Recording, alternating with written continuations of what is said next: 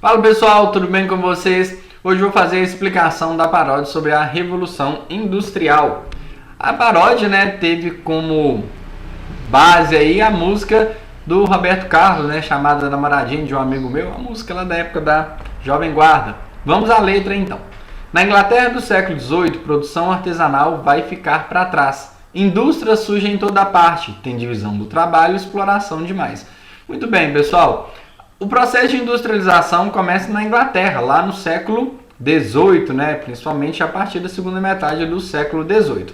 Antes desse processo de industrialização, toda a produção era feita de forma artesanal. O artesão ele participava de todas as etapas do processo de produção, desde a obtenção da matéria-prima, a transformação dessa matéria-prima no produto final, naquilo que ele queria produzir, estipular o preço desse produto e entregar esse produto ao consumidor final, ou seja, a quem havia feito a encomenda desse produto. Com a questão da industrialização, com o advento da industrialização, isso vai mudar um pouco, porque agora as pessoas não vão participar mais de todas as etapas do processo de produção. Ocorre uma coisa que nós chamamos de divisão do trabalho. Dentro das fábricas, cada operário é responsável por uma etapa do processo de produção. Ao contrário da forma como era feita no modo de produção artesanal, no modo de produção industrial, cada operário faz uma etapa, diferente do que fazia o artesão, que participava de todas as etapas do processo de produção. E aí começa a surgir muitas indústrias, e esses operários vão trabalhar nessas indústrias e vai ocorrer aí nesse processo que eu falei com você, chamado divisão do trabalho. E outro ponto que é colocado aqui é a questão que tem exploração demais. Essas pessoas, esses operários das fábricas, muitas vezes vão trabalhar jornadas de trabalho muito extensas, girando em torno de 12, 14, até 16 horas diárias. E como não havia uma legislação trabalhista, uma fiscalização, uma rotina, uma carga horária de trabalho definida e estipulada, eles trabalhavam uma carga horária muito extensa, uma jornada de trabalho muito grande e recebiam salários extremamente baixos, Por isso que está aí que também tem exploração demais. A condição de trabalho desses operários no início do processo de industrialização, dentro dessas fábricas, dessas indústrias que estão surgindo, não era das melhores, Recebiam salários muito baixos e trabalhavam demais. Continuando a letra, fala o seguinte: tem máquina a vapor, tear e muito carvão na primeira fase da Revolução. Uma das grandes inovações nesse período, na primeira fase da Revolução Industrial, é a invenção da máquina a vapor e também a utilização do carvão como fonte aí de combustível, para gerar energia, para movimentar aí essas máquinas. Outro ponto importante também é a questão do tear. Quando fala do tear, é relacionado aí ao tear mecânico, a produção de tecido. A Inglaterra sempre se destacou bastante na produção têxtil. E uma das primeiras inovações que ocorrem nesse processo de industrialização é justamente aí na indústria têxtil, com a invenção aí do tear mecânico. Antes, os fios de linha, para produção dos tecidos eram todos feitos à mão. A partir aí desse processo de industrialização, aumenta-se bastante a produção com a utilização do tear mecânico, que gera um aumento muito grande na produção. Produz-se mais em um tempo menor. Continuando a letra, tem burguesia e proletariado. Marcar o tempo se tornou importante demais.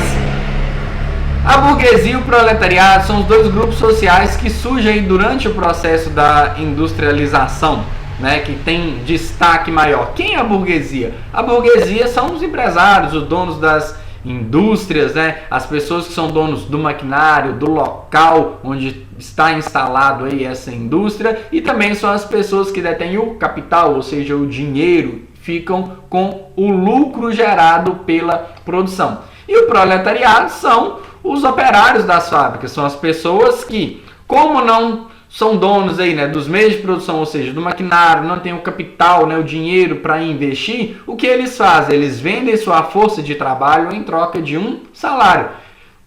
Trazendo para a nossa época, pessoal, é o que a maioria das pessoas fazem, eles vendem a sua força de trabalho, ou seja, trabalham para um empresário, né, seja em qual área que for, e em troca disso eles recebem um pagamento pelo serviço prestado. Eles vendem a força de trabalho. É a situação desses operários nas fábricas, né, que nós chamamos de proletariado.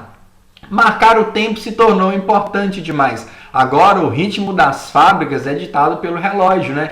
É necessário seguir rigorosamente aí o horário de trabalho. O operário, né, o proletariado, aí, ele tem horário, né, para chegar na fábrica e para sair. Ele cumpre uma carga horária diária. E essa ideia aí, né, de que o tempo é dinheiro, né, tem um ditado que fala tempo é dinheiro, se aplica muito bem a esse período. Por quê? Perder tempo é perder produção, e se você não produz, logo você está perdendo dinheiro. Então há essa necessidade muito grande de marcar o tempo, né, de ser tudo cronometrado. O operário tem horário para entrar na fábrica e horário para sair, e durante todo esse período, né, ele tem que cumprir essa carga horária e tem que ser produtivo. Continuando a letra, eletricidade e petróleo tem na segunda fase da revolução. A segunda fase da revolução já é marcada pela descoberta aí, né, da energia elétrica e pela utilização do petróleo como fonte aí, né, de combustível. Então o petróleo ele é descoberto nesse período e passa a ser utilizado, né? Lá na primeira fase da Revolução Industrial, a fonte de geração de energia era o carvão. Aqui na segunda fase já é utilizado o petróleo. E essa segunda fase também é marcada, né, pela invenção, né, chegada aí dos primeiros automóveis, né, e da chamada invenção do motor a combustão, um motor que vai ser utilizado nos automóveis. Lógico que, né, esse desenvolvimento aí da indústria automobilística vai se dando aí com o passar do tempo, né? Os automóveis que surgem aí nesse período nem se comparam, né, à tecnologia utilizada nos que nós vemos hoje, né? É um processo de evolução. Continuando, e a industrialização começa a se espalhar e muitas nações vão se industrializar. A segunda fase da Revolução Industrial é o período que marca o momento em que outros países, outras nações, além da Inglaterra, vão começar o seu processo de industrialização. Na primeira fase da Revolução Industrial, podemos dizer que a Inglaterra era a única nação industrializada, né? Tanto que o termo que utilizava-se para referir à Inglaterra era a oficina do mundo, né? A Inglaterra era chamada de oficina do mundo. Todos os produtos industrializados eram produtos ingleses durante esse período da primeira fase da Revolução Industrial. Já na segunda fase da Revolução, é o momento em que outros territórios, outros países vão começar o seu processo de industrialização. A Inglaterra não vai ser mais a única nação industrializada. É a pioneira, é a principal potência industrial desse período, mas durante a segunda fase, outros territórios começam também a investir aí, né, a fazer o seu processo de industrialização. Destaque para territórios como os Estados Unidos, né, a Holanda, a Alemanha, que se destacam nesse período no que se refere à industrialização. Vamos então à terceira fase. A última parte da musiquinha, né, da nossa paródia fala o seguinte: na terceira fase, então, energia nuclear e computação. Tecnologia tem para todo lado, até os dias atuais temos revolução. A terceira fase ela é marcada pela descoberta da energia nuclear, até com um evento, né, bem negativo para a humanidade, que foram, né, os ataques que ocorreram em 1945, ao fim da Segunda Guerra Mundial, na cidade de Hiroshima e Nagasaki. Né? É o primeiro momento em que o mundo tem esse contato, né, descobre e vê o potencial da energia nuclear, embora de uma forma negativa, né? Mas a energia nuclear, né, a descoberta aí dessa energia vai ser um passo extremamente importante e marca o início da terceira fase da Revolução Industrial, que vai de 1945 até os dias atuais. E temos também a questão da computação, as chamadas tecnologias da informação. Lógico, né, pessoal, que os primeiros computadores, né, feitos na época eram coisas gigantescas, né? E eram utilizados muitas vezes para fazer alguns cálculos, né? Cálculos matemáticos. Não tinham todas as funções que utilizamos hoje, né? No que se refere à questão dessas tecnologias da informação, nos computadores, né? Tablets, celulares e por aí vai. Mas Essa utilização das tecnologias da informação também é um marco na terceira fase da Revolução Industrial. E a gente vê que cada dia mais ficamos mais dependentes das tecnologias da informação e cada vez utilizamos essas tecnologias para as mais variadas tarefas que executamos no nosso dia a dia. Eu sempre coloco como exemplo, né, que às vezes a gente escreve bastante, mas poucas vezes pegamos papel e caneta. Escrevemos no celular, escrevemos num tablet, num computador, né, mas poucas vezes pegamos o papel e caneta para escrever algo, né? Mostra aí um pouco dessa dependência que nós temos e dessa utilização das tecnologias da informação nas mais variadas tarefas que executamos no nosso dia a dia. Finalizando, né? Tecnologia tem para todo lado. Até os dias atuais temos revolução. Essa última frase que eu acho uma coisa muito importante. Até os dias atuais temos revolução. Sempre digo que a Revolução Industrial ela não é um processo acabado. Ao contrário de outras revoluções que nós podemos colocar data de início e data de término, a Revolução Industrial ela não segue esse mesmo critério. Ela começa lá na segunda metade do século XVIII, mas quando que acaba? Na verdade não acaba, né? Essa questão da evolução, da industrialização, ela é um processo constante. E nós hoje na sociedade atual, né, percebemos até com muito mais clareza o ritmo que a tecnologia vem se desenvolvendo.